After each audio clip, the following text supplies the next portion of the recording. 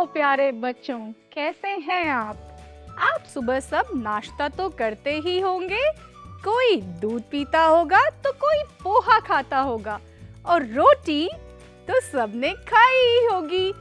तो चलो आज मैं सुनाने जा रही हूँ एक रोचक सी कहानी फूली रोटी की।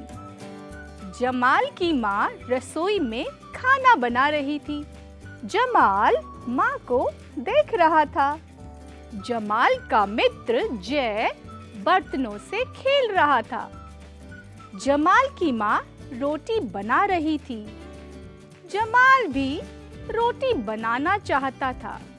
उसने माँ से आटा मांगा। माँ ने छोटी सी लोई जमाल को दे दी। जमाल रोटी बेलने लगा। उसने रोटी पर सूखा आटा डाला, पर जमाल की रोटी गोल नहीं बन रही थी। जय ने जमाल को कटोरी दी। जमाल ने कटोरी रोटी पर रखकर घुमा दी। रोटी गोल बन गई। माँ ने जमाल की रोटी सेक दी।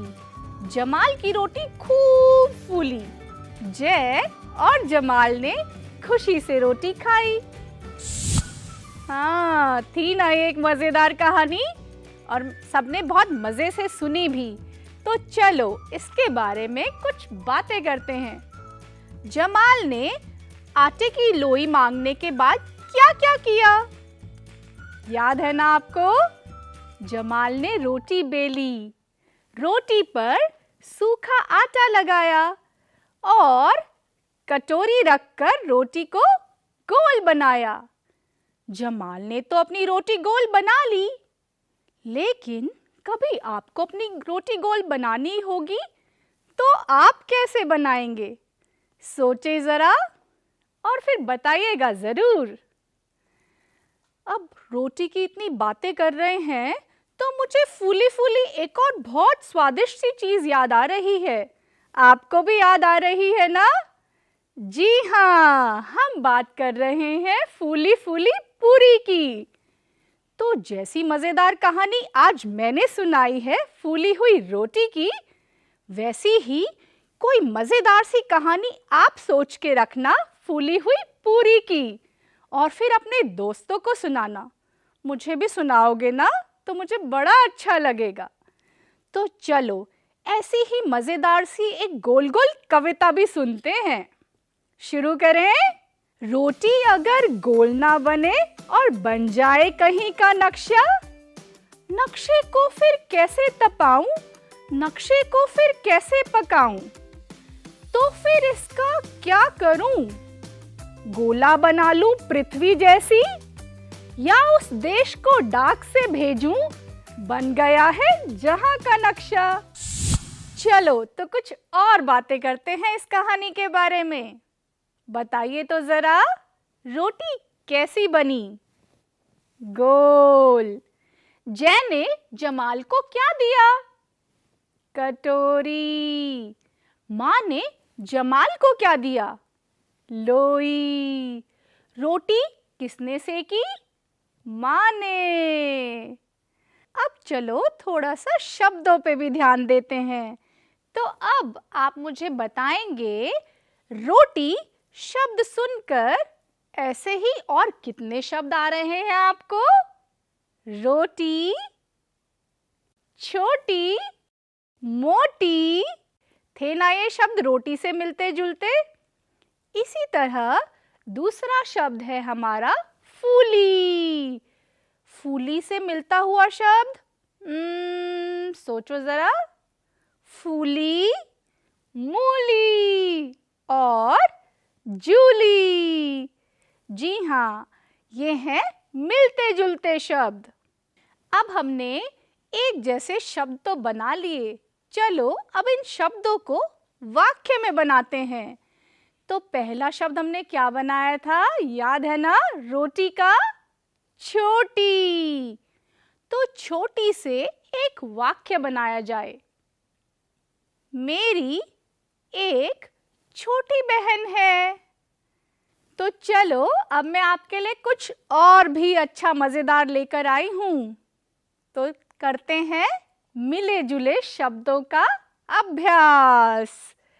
अब मैं आपको जो शब्द बताऊंगी आपको ध्यान से सुनना है और देखना है कौन से ऐसे शब्द हैं जो एक जैसी ध्वनि से शुरू हो रहे हैं। जैसे पहली लाइन, जय, जमाल, जीत, ये सारे शब्द किससे शुरू हो रहे हैं? ज शब्द से। लेकिन पहली लाइन में एक और शब्द है, बुलबुल। तो क्या हम इसको लेंगे? नहीं लेंगे, क्योंकि ये बिल्कुल भी ज शब्द से शुरू नहीं हो रहा है। अब हम दूसरी लाइन की तरफ चलते हैं। दूसरी लाइन में शब्द आप देखिए और सुनिए ध्वनि को ध्यान से। शरबत, शीला, वीर, शेर। तो इसमें हम किस पे गोला नहीं लगाएंगे? बिल्कुल सही, हम वीर पे गोला नहीं लगाएंगे, क्योंकि वीर श से शुरू नहीं हो रहा है। हम सारा ध्यान किस पर लगा रहे हैं? जो शब्द एक जैसी ध्वनि से शुरू हो रहे हैं। प्यारे बच्चों, अभी हमने देखा था एक जैसी ध्वनि वाले शब्दों को। अब कुछ अलग करते हैं। अब हम ध्यान देंगे ऐसी ध्वनि पर जो अलग हैं और अंत में आ रही हैं शब्द के। जैसे मैं आपको बताती हूँ। पहली लाइन देखेंगे हम, ध्यान से सुनेंगे। रोटी, छोटी, चोटी, और आखिर में एक शब्द है गोल। तो इन सब में अलग ध्वनि किसकी है? बिल्कुल सही पहचाना, गोल, क्योंकि बाकी तीन शब्दों में आखिर में ध्वनि आ रही है ई की, लेकिन गोल में ध्वनि आ रही है ल की। प्यारे बच्चों, आपको याद तो होगा ही ना, इस कहानी में हम किस किस से मिले थे? जय और जमाल से। जरा ध्यान दीजिए, जय और जमाल किस अक्षर से शुरू हो रहे हैं? ज से।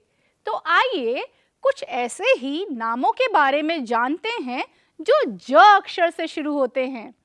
तो याद आए कुछ नाम? जया, विजय, अजय, ये कुछ ऐसे नाम हैं जिनमें ज अक्षर आ रहा है। अरे अच्छा तो लग रहा है ना आपको ध्वनियों के साथ खेलने में? अब कुछ मजेदार सा करते हैं, ध्वनियों को जल्दी जल्दी बोलते हैं, फिर देखते हैं कैसा लगता है, कुछ झटपट सा। तो मेरे साथ बोलेंगे ना सब? कच्चा पापड़ पक्का पापड़, कच्चा पापड़ पक्का पापड़, कच्चा पापड़ पक्का पापड़, कच्चा पापड़। अरे देखो मैं भी अटक गई, है ना ये मजेदार? कोशिश करिएगा तो जरूर कर पाएंगे अच्छे से।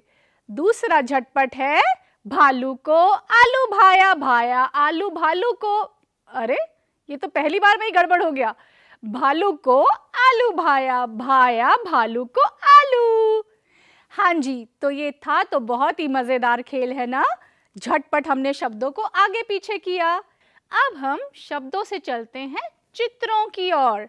अब आप देखेंगे कुछ चित्र और उनमें हम पहचानने की कोशिश करेंगे झ, ख, ड और ऊ। तो इन सब अक्षरों को आपने अब लिखने का भी प्रयास करना है और जहां जहां ये ध्वनि आई है उसको आप पेंसिल से अच्छे से निशान लगाएंगे। बच्चों, अभी तक तो हम चित्रों में अक्षरों को ढूंढ रहे थे, लेकिन अब थोड़ा सा और मजेदार हो रहा है। अब आपको अक्षरों में से ही अक्षर को ढूंढना है। तो पहला अक्षर जो अब ढूंढेंगे हम वो है प। तो पहली लाइन में दिखाई दे रहा है प कहीं? जी हाँ, प ये रहा। और दूसरी लाइन में प। अरे इतने सारे खेल खेल कर मैं तो गई हूँ थक और मुझे बहुत भूख भी लगी है। आज मेरा कुछ बहुत चटपटा सा खाने का मन हो रहा है। तो मैं सोच रही हूँ आज मैं अपने लिए मुरमुरे बनाऊं। मुरमुरे खाए होंगे ना आप सबने? अरे उसे भेलपूरी भी तो कहते हैं। चलो, लेकिन मुरमुरे बनाने के लिए तो कुछ सामान भी चाहिए होगा। तो एक बार याद कर लेती हूँ मुझे क्या क्या चाहिए। तो सबसे पहले मुरमुरे बनाने के लिए मुझे चाहिएंगे मुरमुरे, सेव जो छोटी छोटी नमकीन होती है, कुछ प्याज, एक टमाटर, मूंगफली और स्वाद के लिए नमक। लेकिन इन सब को बनाने के लिए सबसे पहले तो मेरे को अपने हाथ धोने पड़ेंगे। अब मैं हाथ धोकर लूंगी एक बड़ी सी कटोरी। उस कटोरी में डालूंगी ढेर सारे मुरमुरे। मुरमुरे के बाद बारी आएगी सेव की। फिर मैं उसमें मिला लूंगी अपने बारीक कटे हुए प्याज और टमाटर। इनको घुमाऊंगी और फिर मिलाऊंगी कुछ भुनी हुई मूंगफली। मूंगफली का स्वाद बहुत अच्छा आता है उसमें। और आखिर में डालूंगी स्वाद अनुसार नमक और मेरे चटपटे मुरमुरे तैयार हो जाएंगे।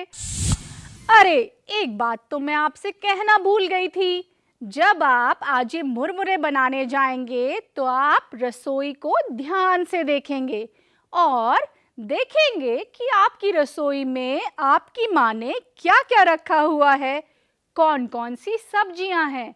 जैसे आप पाएंगे लहसुन, बैंगन, कद्दू, टमाटर और कुछ अलग अलग तरह के बर्तन भी आपको दिखेंगे। तो आप बड़े ध्यान से देखिएगा, करछी, कढ़ाई, कटोरी, किस किस प्रकार के बर्तन आपकी रसोई में हैं। तो बच्चों, आप अपनी रसोई को आज ध्यान से देखिएगा। और अब मैं भी चलती हूँ, फिर मिलेंगे आप और मैं और कुछ नया सीखेंगे।